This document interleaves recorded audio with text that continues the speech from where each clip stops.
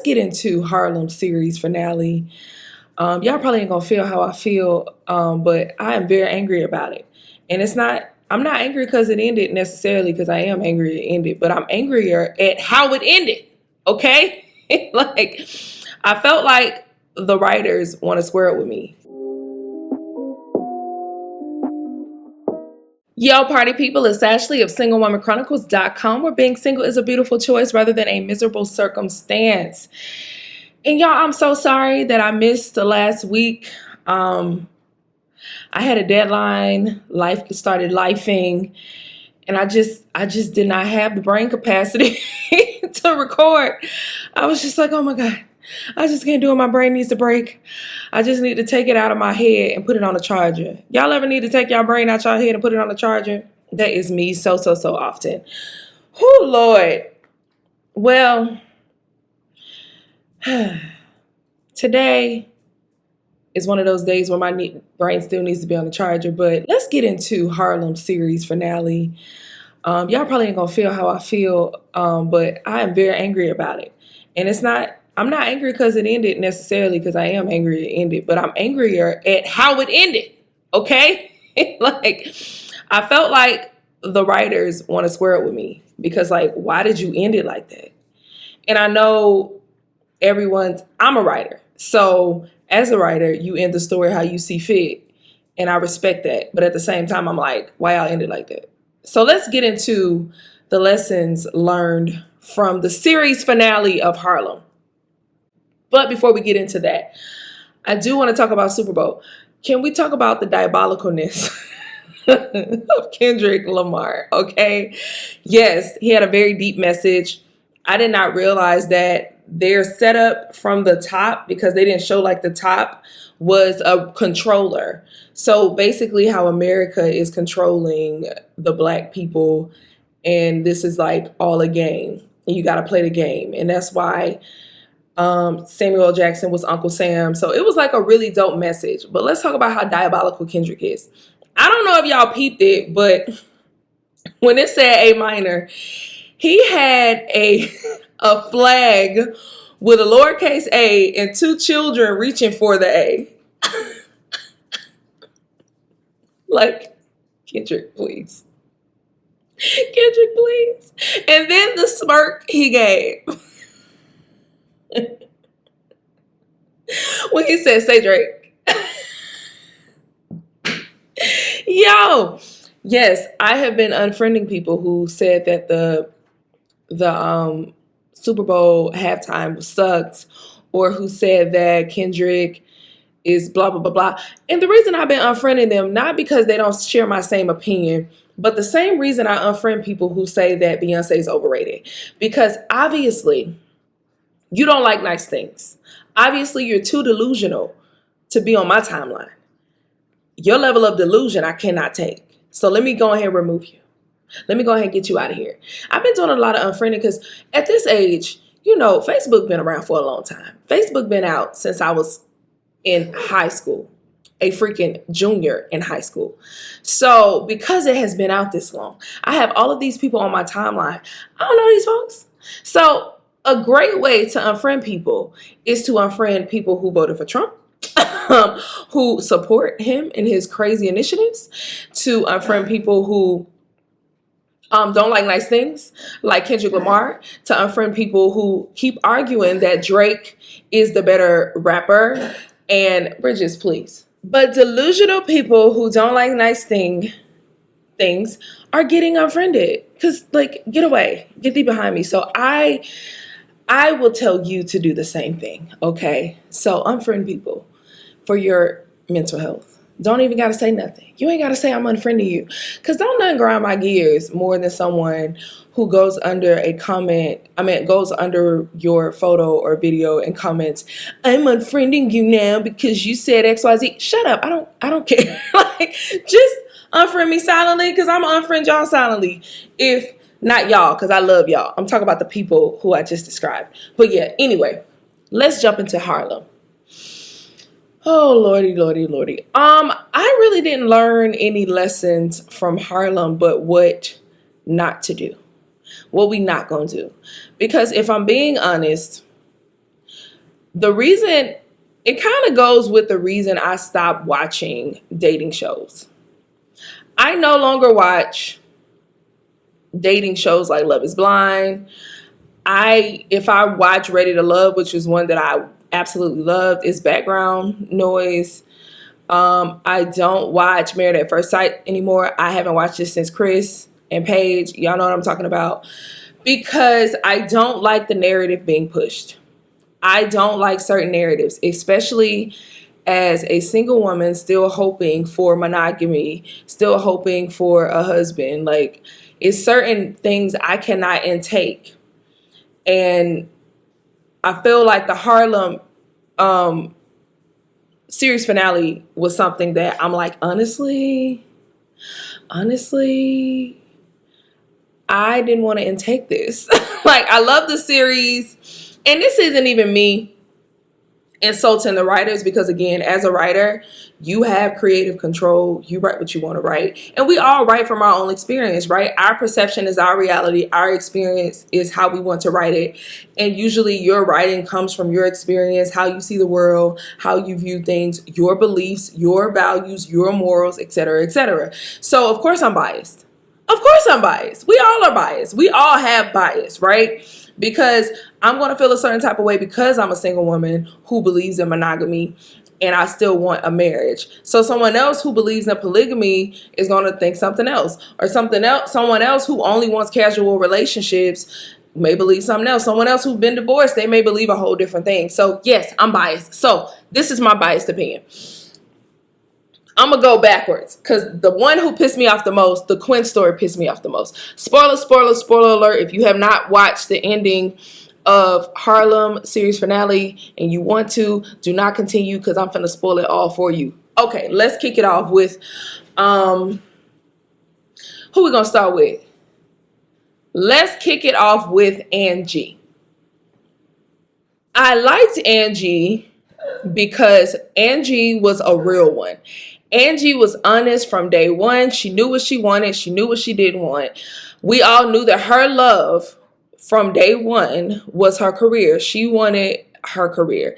She was a playgirl. She was a free spirit. She had them dudes. Like, she wasn't trying to be tied down. She just so happened to fall in love with Mike, which is beautiful, right? And so she gets with Mike. He's like a clean cut guy. She's the wild child. Opposites attract. Great. I feel like their love story was kind of like, we're opposites. You bring stability, I bring the wildness, but at the same time, I don't think they really got to the core of compatibility. So I feel like there's a thing called long-term compatibility, meaning like, can we be compatible long-term, or is this just a good time? Because we know that love cannot sustain a relationship long-term because, listen, let me tell you something. I mean, biblically, it says love is enough. Love conquers all things. But I feel like in practical terms, you need to marry the right person for the love to conquer, because sometimes you can get yourself in a situation where y'all are not going back to equally yoked, which means like y'all don't see things the same way and y'all can start to clash so much it just won't work. So I feel like they just did not have long-term compatibility because they were not equally yoked. And again, this has nothing to do with religion. They were not equally yoked because they did not view valuable things that both of them needed in a relationship the same. So Mike, they had two different meanings to words. Mike's definition of support was, I need all of you. You can have hobbies, but I want you to be all about me. Mike wanted more so like a stay-at-home type of wife. And some women are cool with that, but Angie ain't never been that. So Angie, her definition of support is, I am willing to compromise and be there for you, but I also want you to support my dreams as well. And no matter if you don't see them as big dreams, you still need to support them because they're important to me, right? What's important to me, I need you to support, right? And you don't have to quit your job or anything like that. I just need you to understand me and support me by believing in me, right? So Mike, his support looked one way, Angie's looked another way. And I feel like that's why they clashed. And I don't think one was wrong or right or whatever, but it's like, I don't believe Mike understood who she was when I don't believe Mike understood who she was, because I feel like when he met her, acting was just a hobby. He thought acting was just a hobby for her. He did not realize it was her purpose. It was her dream, because she hadn't booked anything in so long. So like he said, all her time was about him. But then when she started to take it serious, he literally said, "You're too ambitious for me." He did not want an ambitious woman. Some men are like that. They don't want that. They want the woman who is just going to cater to them. I once had an ex tell me, I don't want a wife who's an entrepreneur or who is a go-getter. I want an assistant. Like, I know I'm doing big things. I want her to assist me. So I listen for words like that,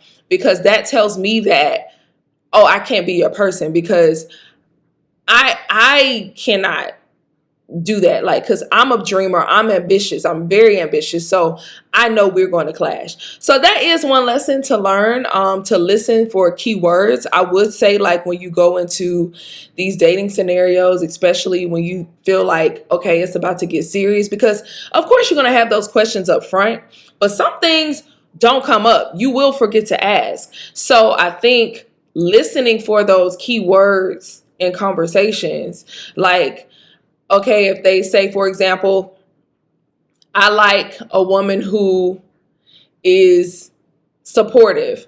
What does supportive mean to you? What does that look like on a daily, right? I like a woman who is a homemaker. Okay, what does that look like to you? I like a woman who compromises. Okay, what does compromise mean to you on a day-to-day, right? So you have to ask these questions, because you don't want to get into wedding planning, engagement, and then it falls apart. But it's better that it falls apart in engagement and than it falling apart when you get married. So I don't like the narrative that you have to sacrifice one thing for the other. Like, I don't like the narrative that you can't have your dreams and your man at the same time. I don't like that. And again, this is why I'm very strategic with what I intake into my eye and my ear gates, which means like what I listen to, what I watch, because I'm in a season where I need to continue to believe that it's out there for me. So if I see certain things, it can be discouraging. So for me, I didn't like that it's like, oh, you got to choose between your career, because they often tell Black women that. They often tell Black women, you cannot have a successful career plus your love life. You got to pick one, which is crazy work, because it's like, why? Like, that's just, I don't know, it's diabolical to me. So I feel like you can have both, and I don't like when that narrative is pushed, but you know, it's their creative freedom to write whatever they want. Second storyline, Ty, and I don't remember Gail Bean's name in the show, but that's who played the role. I don't really have much to say about them.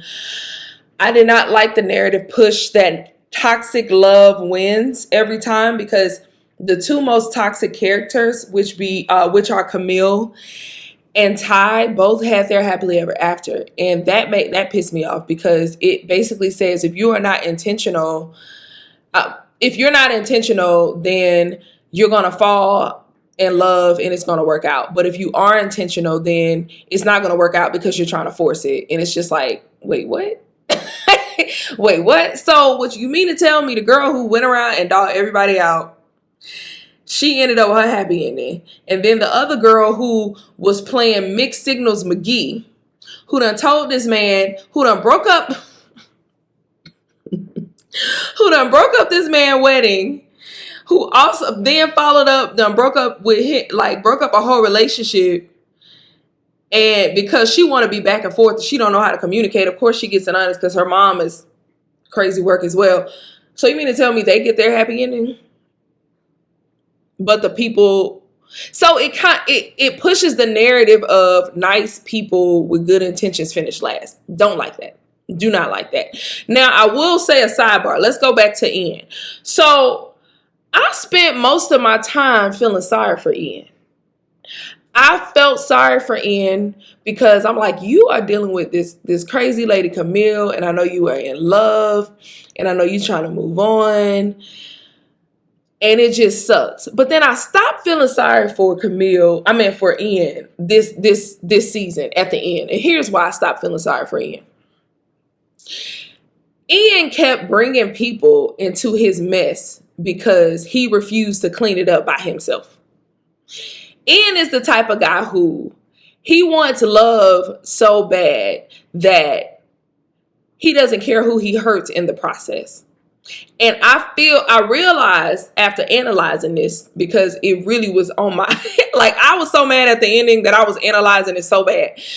But I realized that Ian is just as self-centered as Camille is, because instead of figuring his ish out, and instead of creating boundaries with Camille so he doesn't hurt other people, he constantly allows certain things to happen for him to get sucked back into the Camille windmill, right?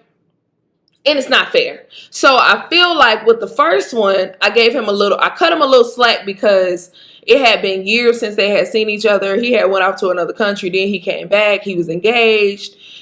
It just kind of happened. He realized, oh my God, I'm still in love with this woman.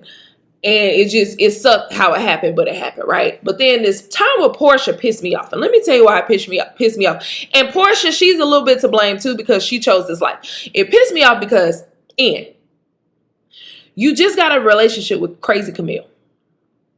And y'all was already screwing and stuff, right? Their relationship was only over for like 6 months. They were screwing for like, what was it, 2 or 3 months or something?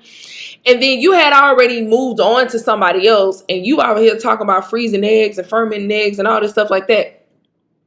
But you still hadn't taken time to like really go to yourself and like heal and really realize if you're over this woman or not, right?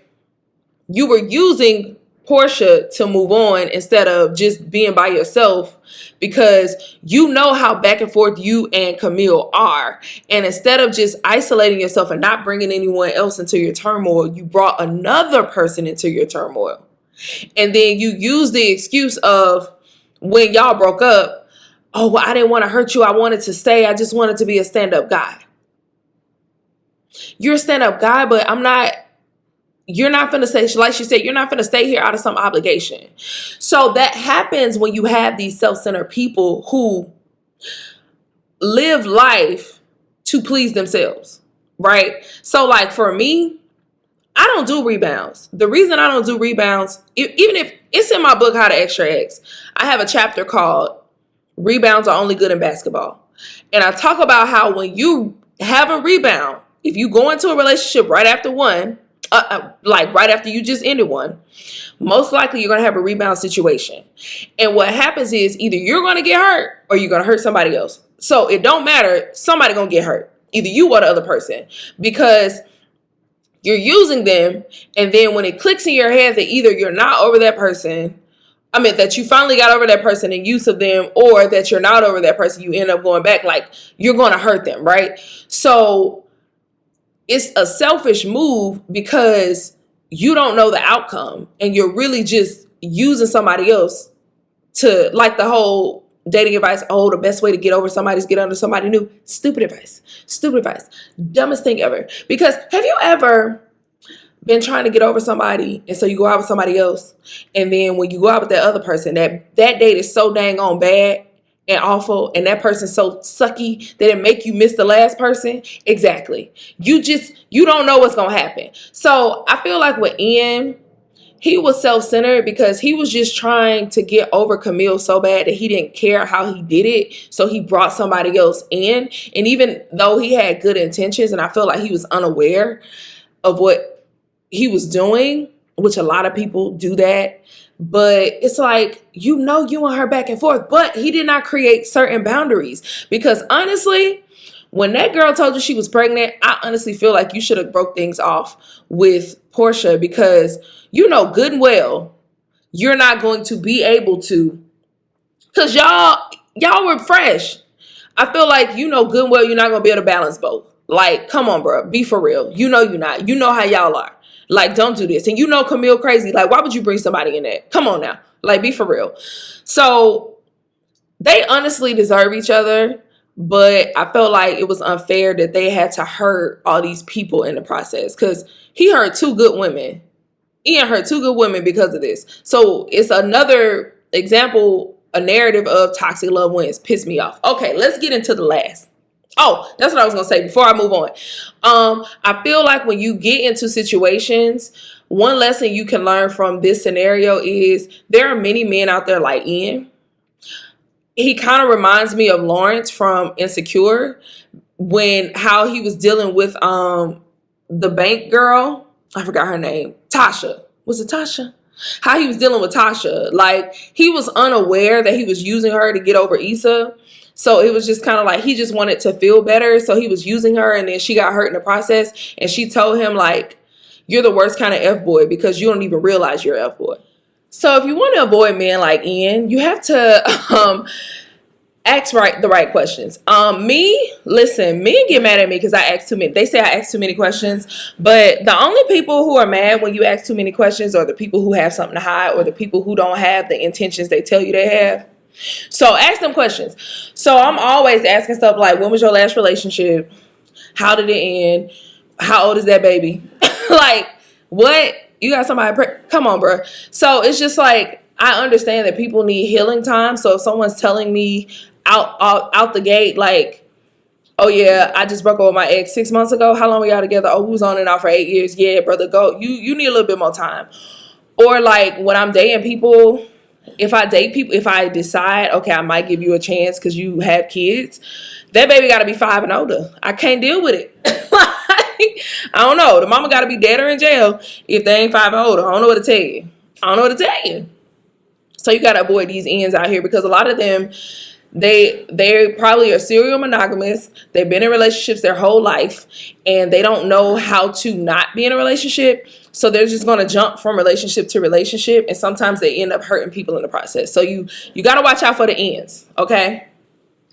The last one that pissed me off to the highest point of pissivity, Quinn. Quinn, to me, was the one person who deserved love. She deserved the fairy tale ending, but she did not get it, in my opinion. Like, why did she had to become... I did enjoy that she fell in love with herself and she realized that she wasn't a problem. She became more confident. She was Queen Mother effing Joseph. I did enjoy that. Like, I did enjoy her confidence built. Her building her confidence. I did not enjoy how they try to play in her face with Seth. Now, I did enjoy that she got to be with Kofi Cerebo, because that baby is fine. Okay, he is fine. Okay, but to bring it to a polygamous situation, okay, granted, they did start off as like, oh, we're not serious, but then things changed. Okay. But my thing was just like, why couldn't Sister Girl get her happy ending? Like, why couldn't he be the one? And if he wasn't going to be the one, why we didn't bring back her actual real life husband from last season, where he really wanted her, he wanted everything she wanted? Why we couldn't bring him back? Like, why we couldn't bring him back? Because now the time is right. Like, why we couldn't run that back? So it just pissed me off. And that's another thing. It's like, you can be the most... It was pushing the narrative that lover girls lose, women who want this thing lose, so you might as well settle for polygamy. But nah, I am happy that she said no. It was crazy work that she went to that meeting, because I'm like, girl, I'm not finna go to this meeting about polygamy. Another thing, I'm sorry, but if you have to make up words to explain a point about something, it don't make sense. Because Kofi was in his diabolical I'm making up words bag trying to explain polygamy. It's like, if you gotta make it up, baby, it's just not. But I do feel like he should have said something in the beginning, like, I believe in polygamy. But honestly, I'm not mad at him, because they did not have the conversation again until that moment. Like, in the beginning, it was, we're casual. Then he's dropping the love bomb. And then all of a sudden, boom, he on the phone with Sabrina and she calling him out. So I'm not mad at Kofi because I don't believe he did anything wrong, just because how their relationship played out. I'm just mad at the writers for not giving Quinn a happy ending. Now, she did end up seeing Isabella at the end, and maybe they're going to do something. But I just hate how much she had to go through just to get to this. Like, bruh, come on. Like, be for real. Like, so lessons learned from that is like, when you don't state what you want in the beginning, you can expect anything in the end.